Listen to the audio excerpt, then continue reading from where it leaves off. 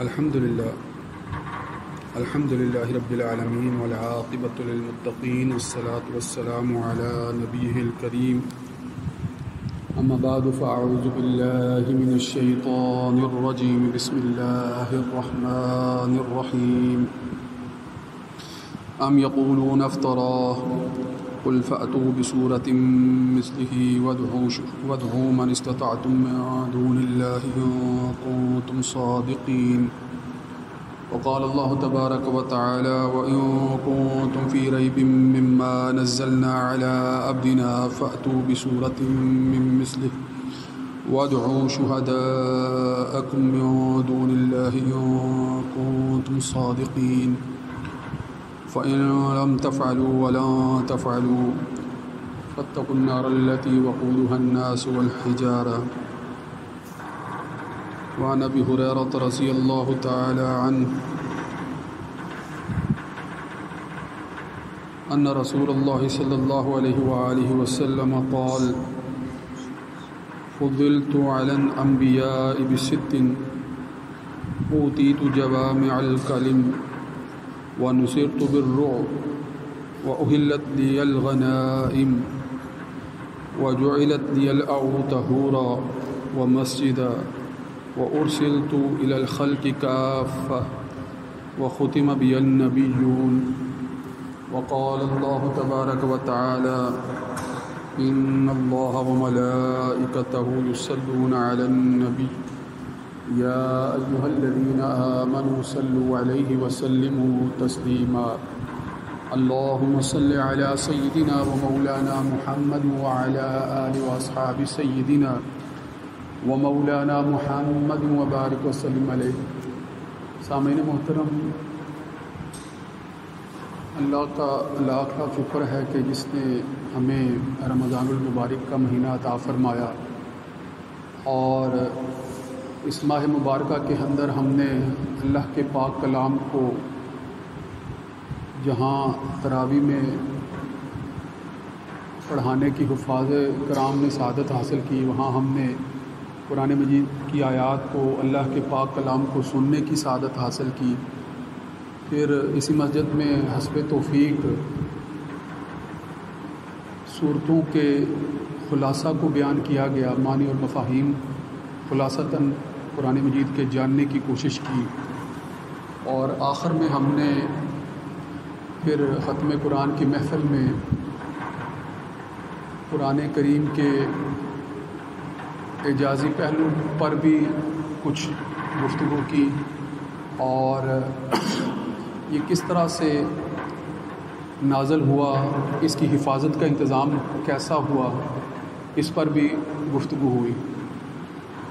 اسی ضمن میں آج میں اپنی گفتگو کے تسلسل کو آگے بڑھانا چاہتا ہوں اور آپ کے سامنے قرآن مجید کے کچھ فضائل اس حوالے سے بیان کرنا چاہتا ہوں کہ آپ صلی اللہ علیہ وآلہ وسلم کو اللہ تعالیٰ نے موجودہ زمانے میں اس کو کس قدر عظیم معجزہ کے طور پر آپ کو عطا کیا، اس حوالے سے تھوڑی سی گفتگو کرنا چاہتا ہوں. میں نے آپ کے سامنے سورہ یونس اور سورہ بقرہ اور سورۃ الاسراء کی آیات کا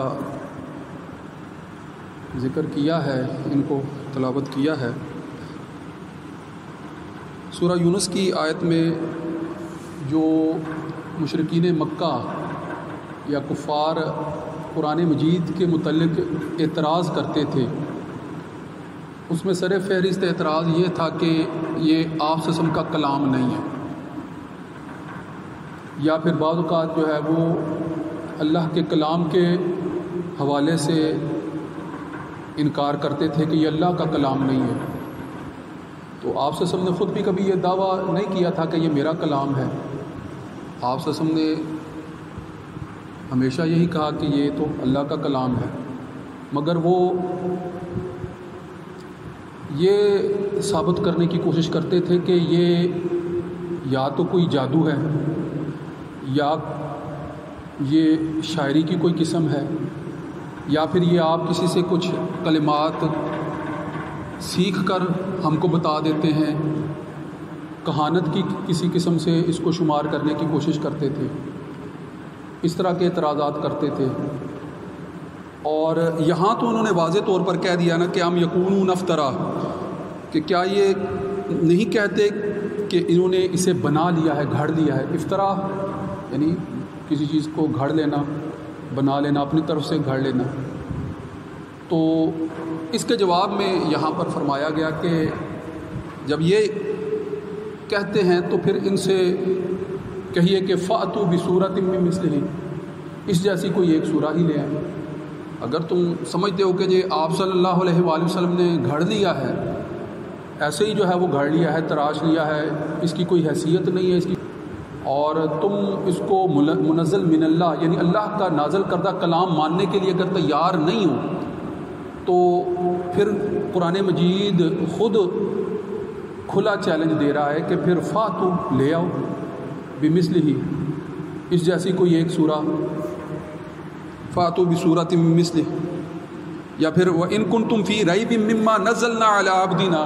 اگر تم کو کوئی شک ہے کہ جو ہم نے اپنے بندے پر نازل فرمایا ہے، اللہ رب العزت خود فرما رہے ہیں کہ اگر ان کو کوئی شک ہے، ریب کا مطلب ہے شک، تردد، وہم، گمان، خیال، اگر تم اس شک میں مبتلا ہو، اس تردد میں مبتلا ہو، ان کنتم فی ریب مما، جو کچھ نزلنا ہم نے نازل کیا علی عبدنا اپنے بندے پر، تو پھر وہاں پر بھی یہی چیلنج دہرایا گیا کہ فاتو بسورۃ من مثلہ، تو پھر اس جیسی کوئی ایک سورہ لے آؤ، کوئی اس جیسی ایک سورہ لے آؤ، اور اس کام کے لیے وَادْعُوا شُهَدَاءَكُمْ، تم اپنے سارے ساتھیوں کو لے آؤ، اپنے گواہوں کو لے آؤ، اور جس قدر تم معاونت حاصل کر سکتے ہو کر لو، سوائے اللہ تعالیٰ کے، من دون اللہ، سوائے اللہ کے سوا تم اپنے ساتھیوں کو، اپنے گواہوں کو، اپنے مددگاروں کو لے آؤ۔ اور ایک آیت میں تو جو ہے وہ انسانوں اور جنوں میں سے جو کچھ بھی تمہیں ملتا ہے ان کو بھی جو ہے وہ شامل کر لو، اس کا بھی تذکرہ موجود ہے۔ وَادْعُوا شُهَدَاءَكُم مِّن دُونِ اللَّهِ إِن كُنتُم صَادِقِينَ، اگر تم سچے ہو۔ اور پھر ساتھ ہی فرما دیا کہ فَإِن لَّمْ تَفْعَلُوا، اگر تم یہ نہ کر سکو، اور پھر جو ہے وہ اس میں صراحت بھی فرما دی وَلَن تَفْعَلُوا، اور تم ہرگز یہ نہیں کر سکو گے۔ یہ ایسا کام ہے کہ یہ ایسا کام نہیں ہے کہ تم کوشش کرو گے تو ہو جائے گا، یہ ایسا کام نہیں ہے۔ اگر تم سمجھتے ہو کہ یہ کر سکتے ہو تو پھر تم کوشش کرو گے، مگر ساتھ ہی تصریح فرما دی کہ تم ہرگز ایسا کر نہیں سکو گے۔ تمہاری خواہش ہے، تمہاری کوشش ہے، تم چاہتے ہو کہ ثابت کر دو کہ یہ منزل من اللہ کلام نہیں، اللہ کی طرف سے نازل کردہ کلام، تمہاری خواہش تو یہ ہے، اور تم اس کے لیے جو ہے وہ سر توڑ کوشش میں لگے بھی ہوئے ہو، سرگرداں بھی ہو، مگر تم ایسا ہرگز کر نہیں سکو گے۔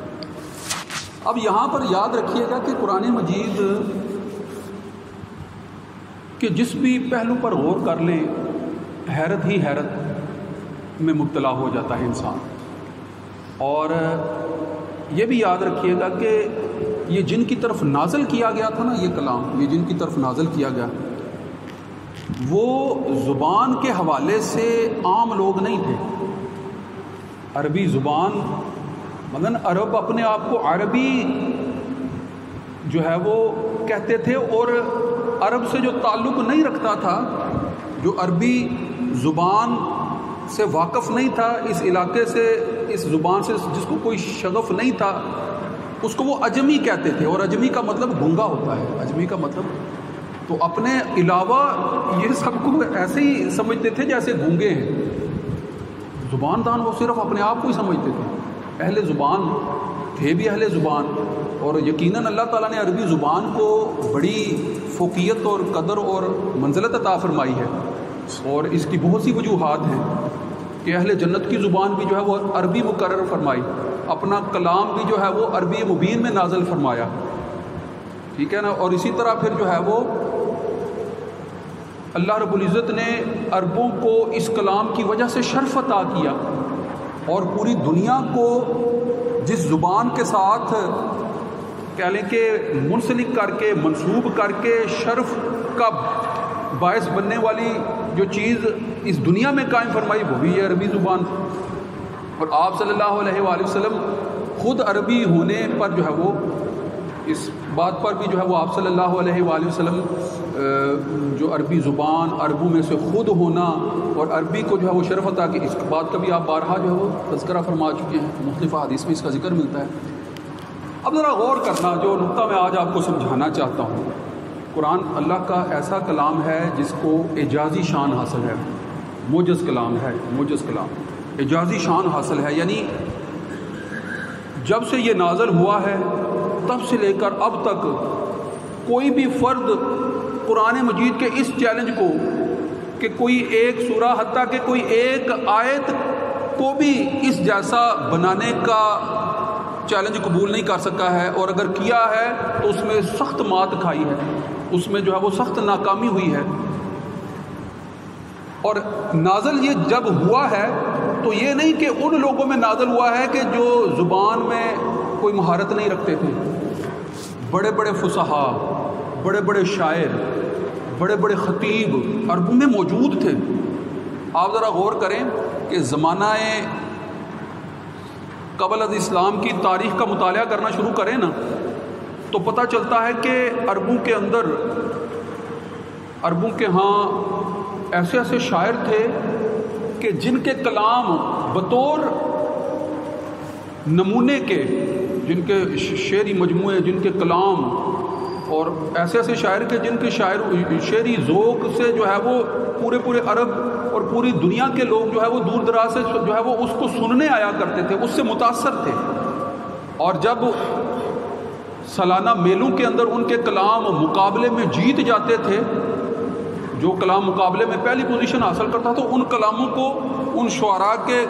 شعروں کو جو ہے وہ کعبے کی دیواروں پر آویزاں کر دیا جاتا تھا۔ کعبے کی دیوار جو ہے وہ صلاح عام ہوتی تھی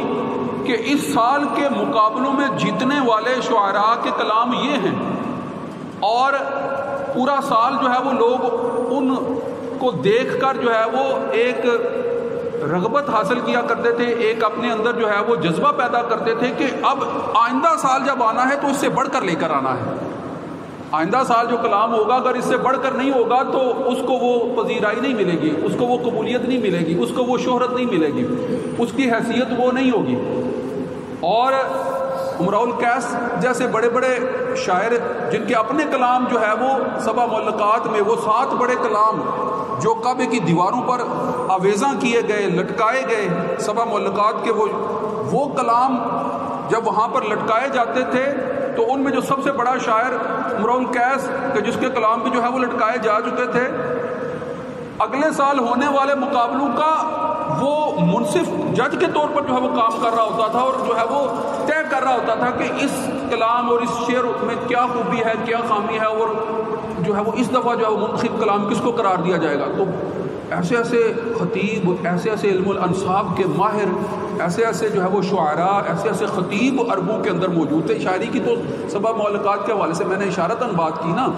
وگرنہ جو ہے وہ ولید بن عتبہ اور ربیعہ جیسے بڑے بڑے نام کے، اور حضرت عمر فاروق خود زمانہ جاہلیت میں جو ہے وہ زبان کی فصاحت اور بلاغت کے حوالے سے عربوں کے اندر بڑا مقام رکھتے تھے۔ اب ہوا کیا ہے کہ قرآن مجید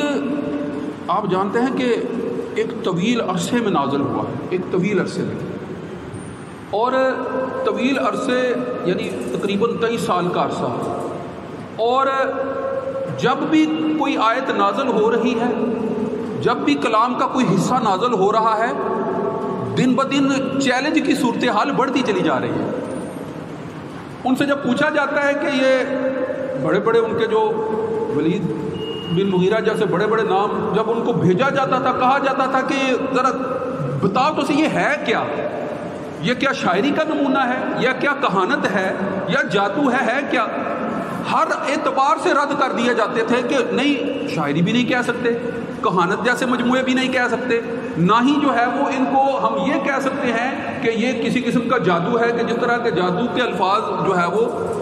جادوگر بولا کرتے تھے ان جیسی بھی نہیں. اس کے اندر ایک خاص نظم ہے، ایک خاص ترتیب ہے. یہ سنتے ہی جو ہے وہ کانوں میں رس گھول دیتا ہے کلام. حلاوت کا جو ہے وہ اس کے اندر ایسا پہلو ہے کہ جو ہے وہ دل اس کی طرف مائل ہوتا چلا جاتا ہے. عجیب، نہ یہ نظم ہے، نہ یہ نظر ہے، نہ یہ تقریر ہے، نہ یہ شاعری ہے، نہ یہ کہانت ہے. ان سب سے الگ اور جداگانہ ایک منفرد ایسا کلام ہے کہ جو بندے کو اپنی طرف جو ہے وہ کھینچتا ہی چلا جاتا ہے اور لوگ اس سے متاثر ہوئے بغیر رہ ہی نہیں سکتے ہیں. تو وہ بڑے سے بڑے افراد، وہ ایسے لوگ جو اپنی زبان کے سامنے کسی کو کچھ سمجھتے ہی نہیں تھے، جب روزانہ ان کے سامنے وقتاً فوقتاً نئے کلام، نئی آیات، یعنی نئے سے نیا چیلنج ان کے سامنے رکھا جا رہا ہوتا تھا، تو دن بدن جو ہے وہ ان کو شکست جو ہے وہ ہوتی چلی جا رہی ہوتی تھی. دن بدن جو ہے وہ اس میں جو ہے وہ ناکام ہوتے چلے جا رہے تھے کہ ابھی تو پہلے والے کلام کی ہم تاب نہیں لا پا رہے تھے، یہ مزید کلام نازل ہو رہا ہے. اور دن بدن جو ہے وہ اس کی حدت، اس کی شدت، اس کی جو ہے وہ کیفیت، اس کے اثرات، اس کا جو ہے وہ غلبہ بڑھتا ہی چلا جا رہا ہے. اور یہ غلبہ جو ہے وہ تھمنے کا نام ہی نہیں لے رہا. اور ایک دن کی مات نہیں ہے، ایک جو ہے وہ مہینے کی مات نہیں ہے، لمحہ بلمحہ مات پر مات ہی ہوتی چلی جا رہی ہے. اور جو ہے وہ فتح مکہ کے بعد تو پھر جو ہے وہ پورا عرب جو ہے وہ اس کے نیچے جو ہے وہ اپنا سر جو ہے وہ سر نبو کرنے کے لیے اس کے سامنے جو ہے وہ تیار ہے. اب یہ جو ہے وہ عرب کے باہر بھی جو ہے وہ بات پھیلتی چلی جا رہی ہے اور پوری دنیا میں جو ہے وہ احاطہ کرتی چلی جا رہی ہے. اور کیا زبان دان، کیا زبان کے خلاف ہر کوئی جو ہے وہ اس کو اپنا جو ہے وہ کلام بنا لیتا ہے، ہر کوئی اس کو یاد کر لیتا ہے، ہر کوئی جو ہے وہ اپنے اندر محفوظ کر لیتا ہے، سمجھے بغیر بھی جو ہے وہ اس کا احاطہ کر لیتا ہے، اس کو حفظ کر لیتا ہے. غور کریں، یہ سارے پہلو کیا اس کی اعجازی شان کو ظاہر کرنے والے نہیں ہیں؟ تو یہ ایسا کلام ہے. بہرحال یہ لفظی اور تفصیلی گفتگو ہے، آئندہ بھی اس پر گفتگو جاری رہے گی. وآخر دعوانا الحمدللہ رب العالمین. سنتیں عطا فرما.